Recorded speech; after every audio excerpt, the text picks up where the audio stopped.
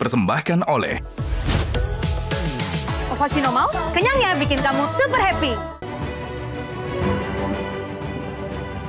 Selamat malam para pemirsa, ketemu lagi di Hot Room dengan saya Hotman Paris. Di awal tahun ini ada berita bagus kepada para laki-laki, khususnya para buaya darat atau buaya cinta.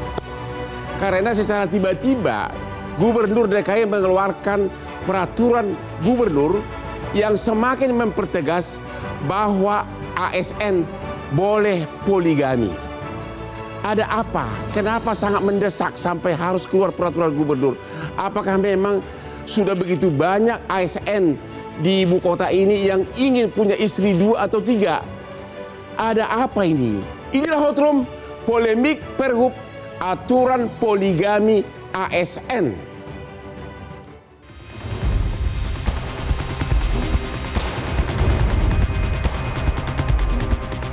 Beberapa hari lalu, Jakarta dihebohkan dengan sebuah kebijakan. Peraturan Gubernur Jakarta Nomor 2 Tahun 2025 membolehkan aparatur sipil negara (ASN) di lingkungan Pemprov Jakarta untuk melakukan poligami atau beristri lebih dari 1. Peraturan Gubernur yang ditandatangani pada 6 Januari 2025 sontak menuai penolakan publik, mulai dari aktivis hak asasi manusia, politikus, dan lembaga yang memperhatikan kepentingan perempuan. Alasannya, kebijakan ASN berpoligami dinilai dapat mendiskriminasikan kaum perempuan karena kehadiran istri kedua dalam rumah tangga sangat berpotensi memicu terjadinya kekerasan dan ketidakadilan terhadap perempuan.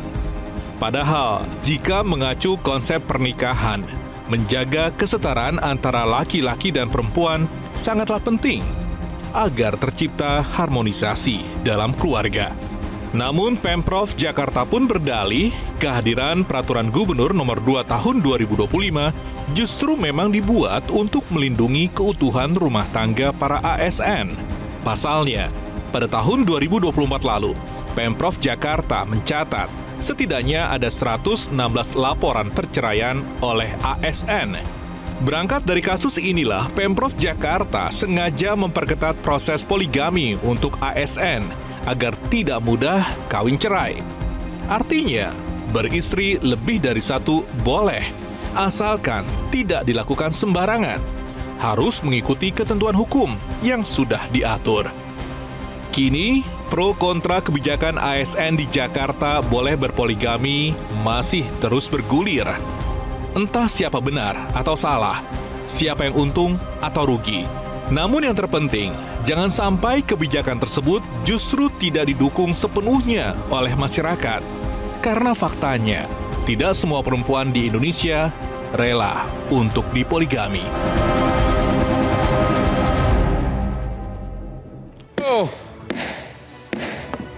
Kepada para suami-suami yang sudah poligami atau yang mau poligami, Anda perlu kesegaran tubuh. Maka mulai sekarang biasakanlah minum kopi luwak hitam premium agar Anda tetap siap sedia setiap ada pendekatan dari istri kedua, ketiga, atau keempat. Ya, kopi luwak hitam premium membuat laki-laki tetap siap sedia dalam setiap peperangan. Bapak, saya belum minum nih. Aduh. Saya punya 471 aspri. Kenapa saya segar? Ya gara-gara kopi luwak hitam premium. Bapak Raden Gusti, Bapak anggota DPRD. Siap, Pak. Apa? Itu kan kalau peraturan gubernur kan harus izin dari DPRD ya? Enggak juga. Oh tidak juga? Tidak, kecuali berupa peraturan perundang-undangan ya. Oh begitu, oke. Apa backgroundnya sehingga sampai di awal tahun Gubernur DKI mengeluarkan peraturan boleh poligami asalkan titik. Kenapa itu? Ya, terima kasih Bang Hotman. Kami juga dari fraksi Nasdem kebetulan. Saya sendiri pribadi di Komisi E mau pertanyakan juga. Ya. Kenapa di awal tahun timbulnya malah kebijakan yang mungkin dirasakan tidak memenuhi kesetaraan gender. Jadi kenapa masih banyak pilihan-pilihan lain, kebijakan yang lainnya yang berhubungan dengan masyarakat. Yeah. Nah ini menjadi poin penting kami juga, apa relevansinya? Karena tidak ada urgensinya menurut kami semua. Gitu. Oke, kita lihat dulu. Kita lihat dulu grafis persyaratan kalau mau nikah poligami. Mana grafisnya? Oke, dia. Halo para buaya darat. Anda boleh nikah lagi. 1. Istri tidak dapat menjalankan kewajibannya. Istri mengalami cacat fisik atau penyakit yang tidak dapat disembuhkan. Istri tidak dapat melahirkan keturunan setelah 10 tahun pernikahan. Kok istri melulu? Suami gimana? Persetujuan tertulis dari istri atau para istri. Penghasilan yang cukup untuk membiayai para istri dan anak. Jadi begitu Anda memenuhi salah satu dari sini, Anda sudah boleh mempunyai istri kedua sekalipun Anda menjabat sebagai ASN. Ya. Oke, masih ada satu lagi. Mampu adil terhadap istri dan anak. Ya, cowok kalau mau nikah harus ngaku mampu dong. Tidak mengganggu tugas kedinasan. Tidak mengganggu tugas. Kalau istri 2 berarti ketiga pasti bangunnya terlambat. Ada aja putusan pengadilan memberikan izin untuk poligami. Ada aja putusan pengadilan. Oh, itu maksudnya salah satu. Ini gimana nih, Pak? Ini semua hanya memberikan kesempatan kepada para laki. Tidak ada kata-kata bahwa kalau suami tidak mampu atau catat atau apa, maka istri boleh suami kedua. Bagaimana tuh? Ya, ini yang menjadi pertanyaan kita juga. Jangan sampai ini ada celah untuk para ASN untuk bisa berpoligami itu. Ya. Kan pasti kan? Karena memang kalau kita bicara secara tingkat kesetaraan, kita bicara sangat subjektif lah. Ya. Dari persyaratan yang ada ini. Jadi saat sudah apa? Maksudnya hanya memberi izin kepada laki begitu. Betul. Anda maunya istri juga boleh punya suami kedua. Karena kalau kita bicara dari ranah private, memang ini kan menjadi konteksnya kan dalam agama memang ada. Ya. Cuman kita kan bicara di sini dalam konteks Pemprov ASN. Iya, nah, ASN. ASN itu sendiri. Jadi ini menjadi pertanyaan penting juga, kenapa hal ini bisa menjadi satu keputusan gubernur. Kenapa? Menurut Bapak kenapa? Sebagai pengawas gubernur. Dari kami sendiri di legislatif tidak ada yang namanya hearing sebelum mengeluarkan kebijakan tersebut. Ya. Nah, karena kan ini konteksnya adalah kebijakan PJ gubernur ya. Ya. Jadi memang ini keputusan yang dikeluarkan oleh eksekutif itu sendiri. Ya. Nah, kalau dari kami minta kita tidak dilibatkan mengenai data-data mungkin mengenai kasus perceraian, kasus KDRT yang ada di dalam Pemprov ASN itu sendiri gitu loh. Jadi artinya ini menjadi polemik juga, kenapa sampai penting sekali untuk dikeluarkannya kebijakan ini. Nah, ini apa benar bahwa di Pemprov DKI ada ratusan orang yang cerai atau poligami? Nah, data sampai per hari ini kami hanya mendengar saja, Bang Hotman, katanya sekitar kurang lebih 100 lebih lah. Yang apa? Yang terlibat dalam perceraian maupun KDRT. Oke, hanya yang cerai. Kalau yang poligami ada berapa ratus? Sampai hari ini kita malah belum bisa dapat info detail mengenai data ini. Oke. Nah, jadi ini menjadi pertanyaan juga, kita tidak dilibatkan data apa yang menyebabkan kebijakan ini keluar, karena ini kan termasuk menurut analisa Bapak data apa? Kenapa tiba-tiba gubernur lu boleh nikah lo, boleh poligami? Betul. Kenapa tuh? Nah, ini menjadi catatan juga karena menurutnya ada kurang lebih 100 lebih yang terlibat dalam proses KDRT. 116 kurang lebih. Itu yang cerai. Ini menjadi dasar PJ Gubernur mengeluarkan keputusan ini demi melindungi keluarga ASN itu sendiri. Bagaimana dengan ini kan kawin hukum negara kan? Kalau kawin siri termasuk nggak di sini? Enggak. Jadi? Memang berkaitan dengan hukum. Gitu. Jadi kita sesama buaya darat. Menurut Bapak, agar terhindar dari peraturan ini, lebih bagus kawin siri? Jangan. Ya, jadi kalau kita memang bicaranya harus. Kalau memang harus. Kalau memang harus tidak. Kita tidak nggak ada menyarankan untuk kawin siri, Bang. Tidak boleh itu kan. Ya maksud saya untuk menghindari, kan ini kan perlu izin atasan. Betul. Ya, daripada repot-repot kawin siri aja bagaimana? Jangan. Itu kita tidak menyetujui juga adanya hal karena tersebut. Anda belum jatuh cinta, belum menemukan seseorang. Ya, Ibu Andi, gimana tanggapan Ibu terhadap peraturan gubernur ini? Memang yang pertama menarik ya untuk bisa mengetahui kenapa buru-buru sekali di awal tahun harus keluar peraturan ini. Tapi sebetulnya di saat yang bersamaan, pengaturan tentang perkawinan lebih dari satu itu ada di Undang-Undang Perkawinan.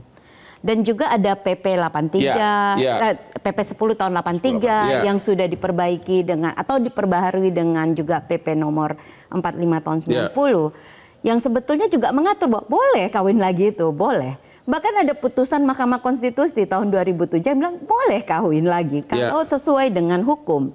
Dan aturan tadi yang disebutkan alasan-alasan tadi itu tidak bersifat alternatif, tapi bersifat kumulatif. Artinya, iya, penetapan izin istri, penetapan pengadilan mampu berlaku adil, kesanggupan itu semua bersifat kumulatif. Yang alternatif syarat alasan. Oke. Nah, syarat alasan ini yang diskriminatif. Kalau ditanya, istri tidak sanggup melakukan kewajiban, siapa yang mendefinisikan kewajiban istri? Di masyarakat yang patriarkis, maka kewajiban istri jadi lebih panjang lagi. Ada masyarakat yang bilang istri itu harus nyedokin, masukin ke piring suaminya. Sehingga kalau suaminya nggak dikasih kopi pagi hari, apakah sama dengan istri tidak menjalankan kewajiban? Atau dikritik sangat ketika tidak punya keturunan. Bang Hotman juga tadi bilang kok emang yakin istrinya yang nggak punya ini, nggak bisa punya keturunan, bukan suaminya yang punya masalah. Nah sekarang juga ada persoalan tentang kalau dia cacat. Kita sudah punya undang-undang penyandang disabilitas. Apakah cacat berhak menjadi sebuah alasan yang legitimate untuk kemudian melakukan poligami? Jadi diskusi saat ini adalah sebetulnya bukan boleh tidak, karena dari dulu ya boleh-boleh aja. Dari dulu sudah boleh. Iya. Nah, kenapa tiba-tiba dipertegas? Nah ini yang menjadi pertanyaan, sama-sama kita tidak tahu. Tapi kalau kita lihat dari angka yang ada, kalau kita menggunakan data Badilak misalnya, tahun 2023 saja ya, itu ada lebih 700 perkawinan yang bercerai akibat poligami. Ada 30, itu di seluruh Indonesia? Seluruh Indonesia. Ada 33.000 hampir ya yang bercerai itu karena ditelantarkan. Artinya ditinggal gitu aja. Ada juga lebih 200-an ribu yang dia perselisihan terus-menerus. Bang, 5 tahun terakhir ini kalau kami jalan, apa alasan yang paling tinggi untuk berselisih? Perselingkuhan. Perselingkuhan mau terakreditasi, tidak terakreditasi, lewat kawin siri atau tidak kawin siri gitu ya. Tapi dia menimbulkan ketegangan yang luar biasa di dalam keluarga itu. Nah, jika dia tidak diatur juga masalah, tapi pengaturan seperti apa yang sebaiknya? Putusan Mahkamah Konstitusi menyatakan kita lanjut boleh, nanti Pak. Gitu, pengaturan seperti apa agar Hotman Paris bisa nikah lagi? Temu lagi sesudah yang berikut ini.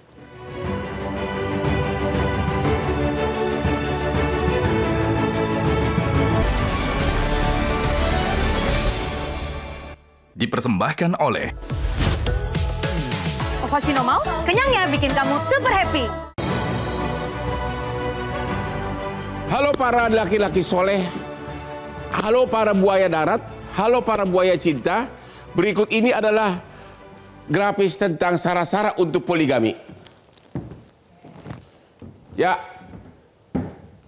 izin poligami tidak diberikan apabila bertentangan dengan ajaran agama yang dianut oleh ASN terkait, tidak memenuhi persyaratan yang ditentukan, alasan yang diajukan bertentangan dengan akal sehat.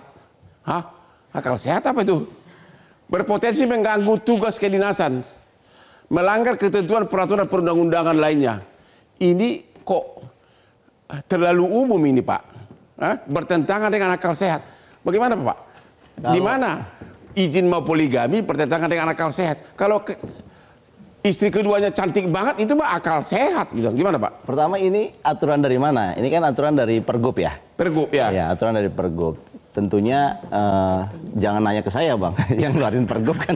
Ya, analisa Bapak. Ya, tetapi langsung diakal nggak peraturan ini? Kalau saya lihat izin poligami ini sebenarnya sudah cukup jelas di Undang-Undang Nomor 1 Tahun 74 perkawinan. Jadi sebenarnya ini sebetulnya hanya mengulang saja. Saya kira saya tidak paham yang nomor 3 itu dengan akal sehat ya. Tapi saya kira harusnya izin poligami atau tidak seseorang itu sudah diatur dalam Undang-Undang Perkawinan. Dimana ini memang menarik, undang-undang ini menarik Bang. Kenapa?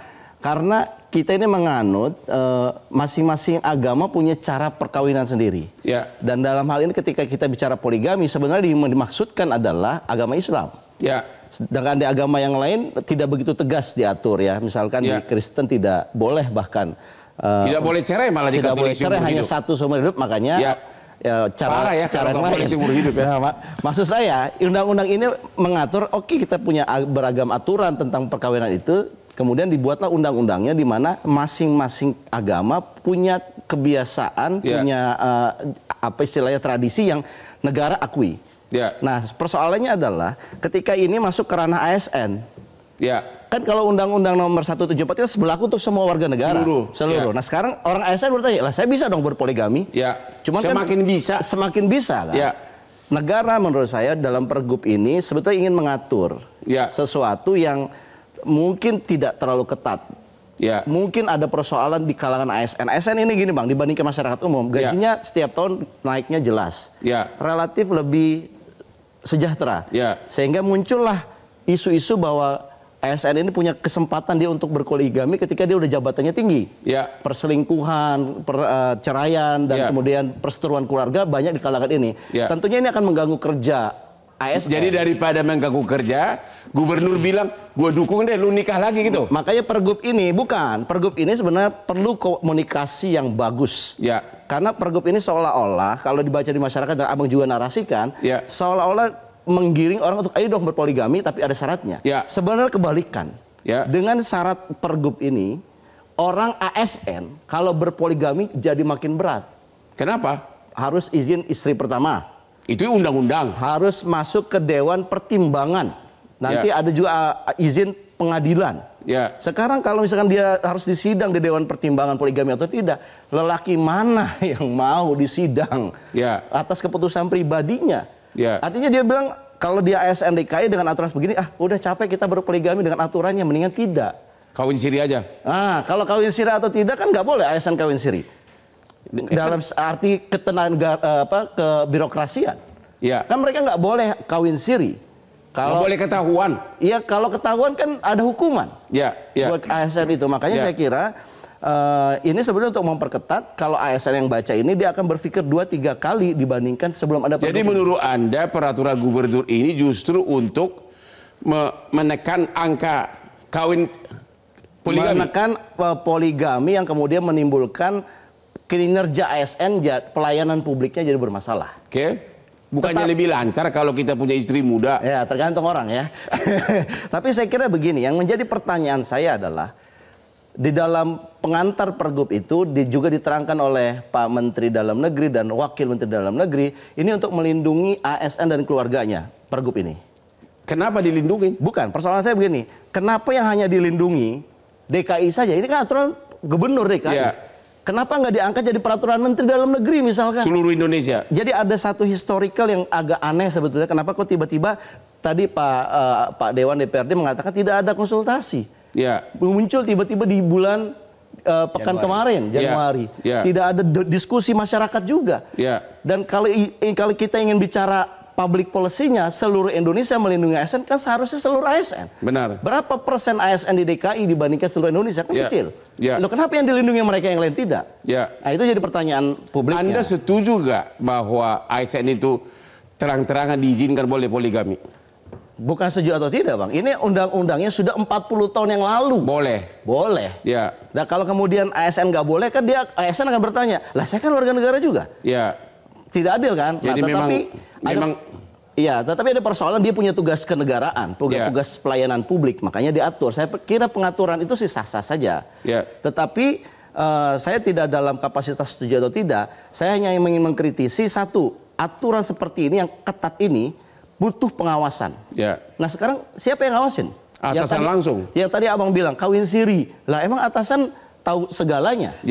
Artinya undang-undang yang ketat seperti ini, Pergub yang ketat seperti ini juga tidak akan workable kalau nggak ada pengawasan. Artinya nanti yang dikhawatirkan ASN tidak punya istri dua, dia punya istri dua dengan cara yang lain. Akhirnya mengganggu juga ASN-nya. Makanya ini harus dibuat diskusi publik supaya mengatur kita ini pengen punya ASN kayak gimana sih standarnya. Kan ASN harus jadi teladan dong di masyarakat. Pertanyaannya, Anda kan ahli kebijakan publik. kenapa hanya suami yang boleh punya istri lebih dari satu? Sebaliknya kenapa suami yang punya suami lebih dari satu, istri punya lebih dari satu? Ya, itu Anda setuju nggak? Itu kan kembali lagi kepada undang-undang pernikahan di mana perlu nggak dibikin undang-undang? Di mana di dalam tradisi kita agama yang ada di Indonesia ini perempuan tidak bisa poliandri. Tetapi laki-laki bisa poligami. Nah, kalau misalkan mau dirubah itu tradisinya harus dirubah. Gimana Ibu Andi? Ya, apakah itu diskriminasi?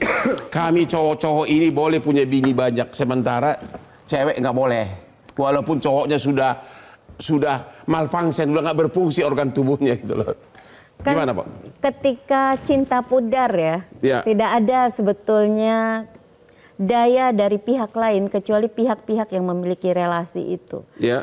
Jadi diskusi hari ini sebetulnya menurut saya lebih baik tidak tentang oh kalau begitu berarti perempuan yang menolak ini pengen poliandri, bukan itu persoalannya. Ya. Dan juga bukan boleh tidak, karena diskusi itu kemudian dia menjadi kontraproduktif. Kita semua ingin keluarga di Indonesia itu utuh. Kita ingin orang masuk ke dalam pernikahan dengan itikat yang baik membangun keluarganya. Dan karena itu kita semua perlu memastikan bahwa ada upaya untuk menyelenggarakan pernikahan yang baik. Nah, tapi kalau kami melihat dari data di Komnas Perempuan, 3.000-an kasus yang dilaporkan Komnas Perempuan, setengah lebih itu adalah kekerasan yang diakibatkan oleh kekerasan psikis yang sebagian besarnya adalah urusan tentang kawin-mawin ini. Yang istrinya tercatat, yang tidak tercatat, yang istri pertamanya mengadu, istri kedua, ketiga mengadu, semuanya terjadi. Atau juga lebih 16%-nya itu adalah kasus-kasus di mana ditelantarkan. Sebagiannya juga karena memiliki keluarga yang lain.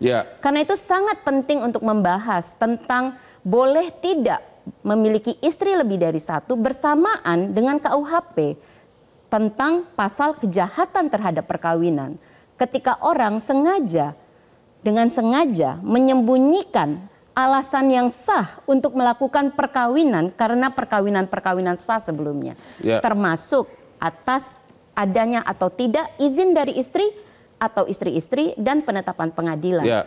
Karena itulah kami sebetulnya mendorong setelah putusan Mahkamah Konstitusi tahun 2007 itu, betul undang-undang perkawinan sudah 40 tahun. Mari kita review sama-sama.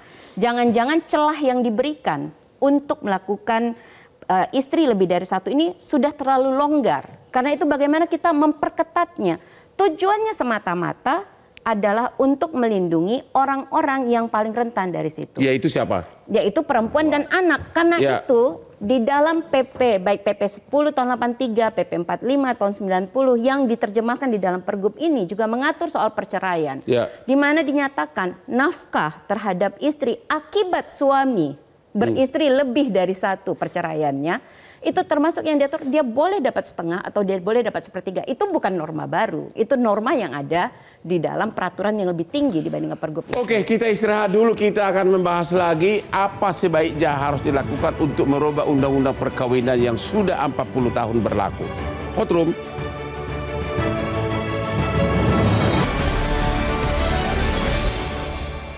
Dipersembahkan oleh Ovaltino mau, kenyangnya bikin kamu super happy. Ketemu lagi di Hot Room. Saran agar minum kopi bukan hanya terhadap laki-laki yang poligami, tapi juga terutama kepada para menjelang usia senja, umur 50 ke atas, agar daya ingat kamu jangan semakin menurun atau amnesia. Sudah merupakan pengetahuan umum, kopi adalah salah satu cara untuk membuat kamu segar tetap. Lihat Hotman Paris, KTP saya sudah parah umurnya, sudah terlalu lama hidup di dunia ini. Tapi penampilan coba lihat nih, segar kayak umur 30. Itulah gara-gara kopi luwak hitam premium. Mantap. Saya penasaran sama Ibu Andi. Jadi menurut Ibu, syarat untuk poligami itu yang diatur dalam undang-undang perkawinan yang sudah puluhan tahun perlu diperbaharui atau tidak? Dipermudah nggak? Perlu. Perlu, maksudnya dipermudah nikah, dipermudah poligami atau apa? Tentunya kalau kita melihat dari putusan Mahkamah Konstitusi ya, sedari awal mengatakan bahwa syarat-syarat ini dimaksudkan untuk melindungi orang-orang yang lemah di dalam perkawinan. Yaitu siapa? Yaitu khususnya sang istri yang tidak memiliki kesempatan untuk membela dirinya ketika ada keputusan dari pihak suami mau beristri lebih dari satu. Jadi sepertinya Ibu mengatakan syarat poligami harus diperberat. Demikian. Untuk menghilangkan esensi dari diskriminatifnya. Misalnya saja begini, tadi saya menjelaskan di awal. Jika tidak dapat melakukan kewajibannya sebagai istri, siapa yang mendefinisi kewajiban? Apakah itu kemudian akan didefinisikan, misalnya kalau kita kaitkan lagi dengan Pergub ini, ada Dewan Pertimbangan. Dewan Pertimbangannya siapa? Nilai apa yang dianut oleh Dewan Pertimbangan? Itu akan menjadi sangat subjektif sekali. Lalu cacat. Apakah cacat layak pada saat kita sedang berusaha untuk memajukan pelindungan kepada hak-hak penyandang disabilitas menjadi syarat bahwa suaminya ingin punya istri yang lain? Atau pada saat istri yang cantik tiba-tiba cacat, apakah fair kita ceraikan atau poligami begitu? Demikian. Jadi? Ya, jadi itu kita perlu rumuskan ulang gitu. Sebetulnya kuantifisir yang lebih ketat sehingga tidak terjadi yang semena-mena. Praktik yang terjadi saat ini kan, kenapa kami bolak-balik terus mendapatkan pengaduan mau dari istri pertama, kedua, ketiga, keempat, karena pada akhirnya berlaku adil tidaklah gampang. Berlaku adil tidaklah gampang. Betul, dan itu adalah syarat, salah satu syarat yang sangat penting. Dan satu lagi nih Bang, jarang sekali ada yang berusaha untuk mendapatkan izin dari istri pertama karena mereka tahu kalau minta izin nggak akan diizinin kan gitu.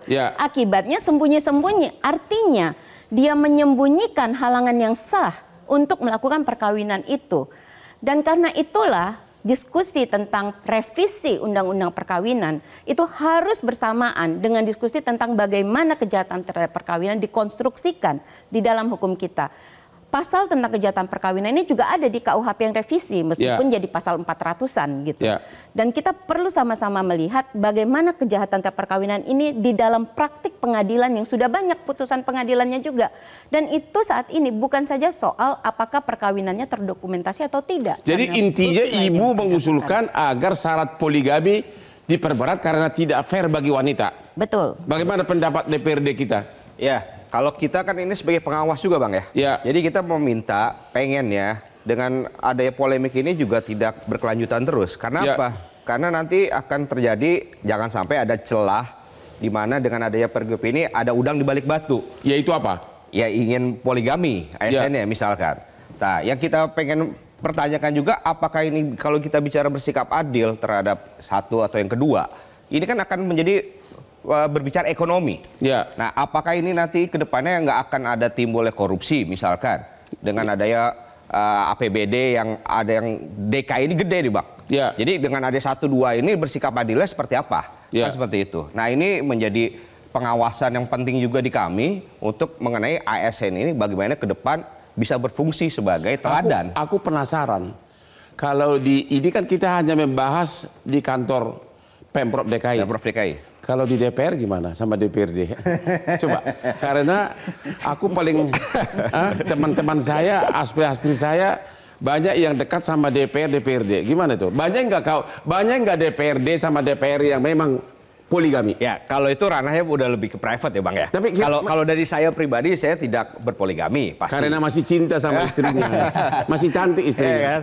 Tapi kan memang kalau kita bicara terkait peraturan ini kan memang lebih difungsikan untuk kepada ASN. Jadi menurut Anda peraturan gubernur ini justru semakin mendukung para laki untuk nikah lagi? Kalau menurut PJ tidak seperti itu. Menurut PJ? Untuk melindungi keluarga dan ASN. Secara manusiawi ya tadi mungkin seperti dari Komnas Perempuan juga sudah menyampaikan bahwa banyak izin-izin atau syarat tertentu yang memang sifatnya subjektif. Nah, artinya kita sendiri di pengawasan juga inginnya jangan sampai hal-hal yang berkaitan dengan kebijakan untuk masyarakat itu jadi terhalang juga. Dengan adanya, ya tadi, dengan adanya poligami pasti ada unsur-unsur lainnya. Nah, kita tidak pengen ada kebijakan lain yang harus lebih penting di Pemprov DKI itu sendiri dibandingkan poligami. Pak Ahmad, istri kan sehari-hari dirubah. Sementara suami minta izin poligami dari atasannya. Sudah tentu atasannya lebih dekat sama si suami.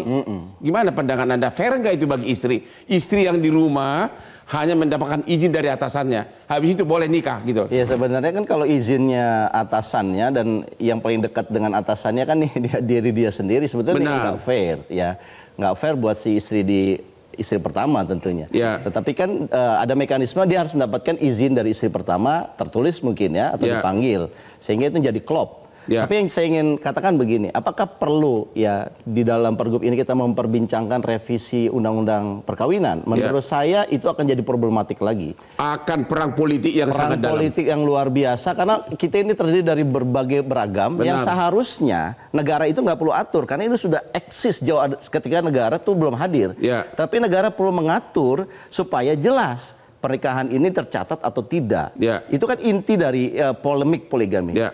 Dan kita nggak berdiskusi tentang poligami ini boleh atau tidak, adil atau tidak. Karena memang sudah boleh. Karena 40 tahun itu terbukti boleh. Ya. Hanya saja Bang, yang jadi concern dari Bu Andi adalah, loh ini kenapa yang jadi korban kebanyakan wanita dari poligami ini?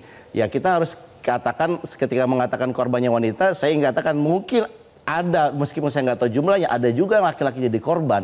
Jadi dalam perselisihan rumah tangga itu tidak bisa kita katakan hanya laki-laki penyebabnya ataupun perempuan penyebabnya. Kedua belah pihak saling menjadi penyebab dalam perceraian ya Bang. Ya. Tetapi saya ingin tegaskan kembali ke dalam polemik Pergub ini, apakah yang menjadi concern ya, dari Pergub ini adalah melindungi ASN DKI saja? Kalau gitu dibuka dong datanya, maksudnya kalau 116 itu kan perceraian ASN yang belum tentu karena poligami. Ya. Tapi kan kita nggak pernah dapat data nih. Belum tahu ya, poligami nggak tahu berapa? Nggak tahu, itu hanya perceraian saja. Sampai hari ini tidak tahu. Oke, kita istirahat dulu deh. Nanti kita akan tanya kepada aktivis perempuan kita, bagaimana sikap seorang istri kalau suaminya minta poligami. Ketemu lagi di Hot Room.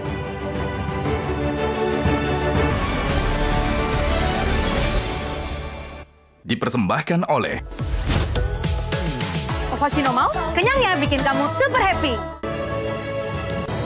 Ketemu lagi di Hot Room. Penasaran lagi sama Komnas Perlindungan Perempuan ini. Menurut data di kantor Ibu, ada berapa laki-laki Indonesia yang berpoligami dan ada berapa yang disetujui oleh istrinya dan ada berapa yang gagal? Ini pertanyaannya sebenarnya harusnya diajukan kepada peradilan ya, terutama Badila. Data di kantor punya Ibu. Data di sini. Data kami memang menunjukkan dari 3.000-an kasus ya, ada puluhan persen yang sebetulnya dia langsung terkait dengan perkawinan yang berbanyak. Beristri lebih dari satu, yang nanti bentuk kekerasannya jadi beragam. Ada yang dicatatkan sebagai kekerasan psikis, ada yang dicatatkan sebagai penelantaran karena memang itu aktual yang dilakukan. Pendataan ini sesuai dengan Undang-Undang Penghapusan Kekerasan di Dalam Rumah Tangga yang juga sudah berusia 20 tahun. Gitu. Nah jadi kita juga melihat bahwa dalam isu tentang perkawinan lebih dari satu istri ini, yang mengadu kepada Komnas Perempuan bukan saja istri yang pertama. Bisa jadi istri yang kedua, istri yang ketiga. Nanti ada diskusinya adalah tentang siapa yang mempunyai surat pendokumentasian. Dan ternyata sangat sering memang tidak mencatatkan perkawinan itu menjadi jalan untuk menghindari alasan-alasan yang harusnya dipenuhi. Gitu, baik di ASN maupun tidak ASN. Dan karena itu biasanya ini menjadi panjang sekali dan bisa-bisa nanti istrinya adalah antara perempuan ini. Suaminya yang sebetulnya biang keroknya sendiri bisa lepas dia dari seluruh gugatan hukum yang ada. Karenanya menegakkan termasuk juga Undang-Undang Administrasi Kependudukan yang mensyaratkan untuk mencatatkan semua peristiwa-peristiwa penting dalam kehidupan termasuk perkawinan dan perceraian. Pertanyaannya Bu, menjadi penting. Kalau Ibu kan Komnas Perlindungan Perempuan, nasihat Ibu bagaimana terhadap istri pertama yang tiba-tiba suaminya minta nikah? Apa sebaiknya harus dilakukan oleh istri pertama sebelum dia menolak atau memberikan izin? Mungkin yang harus ditanyakan tuh nasihat untuk suaminya sih sebenarnya daripada nasihat untuk istrinya. Sangat bertanya-tanya apa yang terjadi sehingga merasa bahwa boleh menanyakan izin itu. pada saat orang pacaran nih Bang, rata-rata janjinya cinta seumur hidup kan? Ya. Pada saat masuk ke dalam perkawinan itu juga ada janji setianya. Ya. Ya kan, untuk membangun kehidupan yang betul-betul bisa memberikan kesejahteraan lahir dan batin sampai usia yang panjang selama-lamanya, bahkan kalau boleh mungkin. Sehingga kalau ada peristiwa itu, maka menurut saya Bang Hotman langsung kasih nasihat ke suaminya. Jangan cari istrinya untuk dinasehati. Nggak, pertanyaan, ibu kan perlindungan perempuan. Apa nasihat ibu kepada istri pertama yang tiba-tiba suaminya minta izin nikah? Bang, yang lapor ke kami itu sudah terjadi peristiwanya, pasti ada bentuk kekerasannya terjadi di situ. Artinya jadi pasti sudah keburu dikasih izin nikah gitu? Ya, gitu jadinya. Ataupun sudah pasti ada pertikaian yang begitu luar biasanya, di mana isu tentang suaminya ingin menikah, itu sudah hampir satu step lagi terjadinya, kalau bukan sudah sebetulnya perkawinan yang tidak dicatatkan. Karena itulah tadi saya bolak-balik menyatakan bahwa pertama, isu normatif di Pergub ini sesungguhnya berakar dari Undang-Undang Perkawinan. Karena itu jika kita sama-sama bersepakat yang diskriminatif adalah syaratnya, maka dia tidak bisa soal mencabut Pergubnya, tapi bagaimana merevisi Undang-Undang Perkawinannya. Revisi Undang-Undang Perkawinan ini harus dengan sebuah semesta menempatkan dia juga secara sinergi dengan Undang-Undang KUHP dan juga Undang-Undang Penghapusan Kekerasan di dalam Rumah Tangga serta Undang-Undang Administrasi Kependudukan agar dia bisa memberikan perlindungan yang Terima kasih Ibu Andi. Sekarang Pak Raden Gusti. Bapak kan masih muda sebagai laki-laki. Daripada pusing-pusing, apa nasihat Anda kepada para suami? Daripada lu pusing-pusing minta izin istri, ya udah kawin siri aja atau pacaran aja. Bagaimana Anda? Nasihat Anda gimana? Ini nasihat pribadi jadi Bang ya? Ya nggak apa-apa. Ya gimana? Ya kalau saya pribadi sependapat lah dengan Bu Andi juga. Artinya kita dalam melangkah untuk menuju perkawinan pasti ada satu perjanjian lah mungkin Bang ya. Ada kesepakatan di antara keduanya. Ya kalau dari saya pribadi ya saya tidak menyarankan untuk poligami ini. Tapi di sini satu sisi adalah ya semua itu bisa diatur dalam agama juga. Karena ini ranahnya udah ranah private. Nah, yang kami inginkan di DPRD ini juga sebetulnya kami di fraksi Nasdem mempertanyakan relevansinya ini sendiri sih Bang. Bagaimana polemik yang ada ini pemerintah provinsi bisa secara komprehensif menjelaskan. Kenapa? Karena PJ Gubernur hari ini nggak lama sebetulnya Bang. Harusnya ada kebijakan yang bertumpu kepada masyarakat. Banyak kebijakan kayak P3K misalkan Bang. Nah ini penting kenapa polemik yang ada hari ini adalah yang keluar adalah masalah artinya pada saat sudah mau berakhir jabatan kok tiba-tiba semakin memperkuat, hey ASN boleh nikah, boleh poligami asalkan begini-begini. Mungkin. Kan seperti itu. Pak Ahmad Nur, lagi-lagi saya tanya sebagai laki-laki, Anda sebagai pengamat kebijakan publik termasuk juga laki-laki, daripada ribut-ribut, laki-laki mendingan poligami, pacaran atau kawin siri? Saya ingin mengatakan balik dulu kepada hukum dasar poligami. Hukum dasar poligami ini kan diatur dalam Islam adalah cuma dipercepat. Boleh, tetapi dengan syarat adil. Hukum dasarnya itu. Jadi jangan ada kesan kemudian seperti negara atau kita menghalang-halangi orang untuk berpoligami. Dasarnya boleh itu berlaku adil. Nah, yang jadi persoalan adalah kenapa kemudian banyak keluhan? Karena banyak laki-laki ini yang tidak adil kepada perempuan dan anaknya. Sehingga mengadu kepada Bu Andi. Persoalannya adalah kalau seandainya laki-laki yang adil ini betul-betul banyak, cuma mereka tidak terekspos.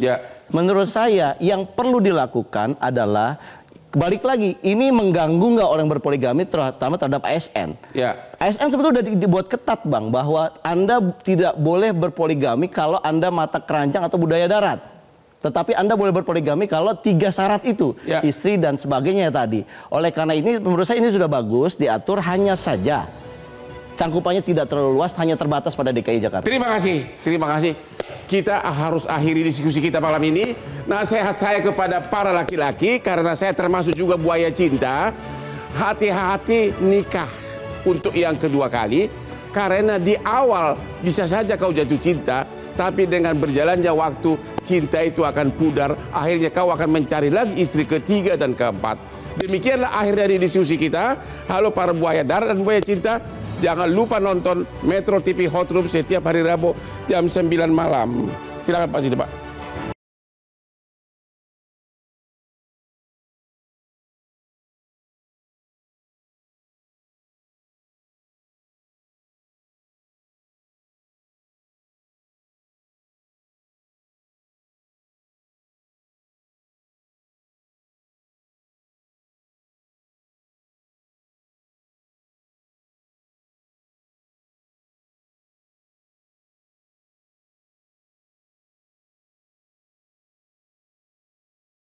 Jelajahi cara baru mendapatkan informasi. Download Metro TV Extend sekarang.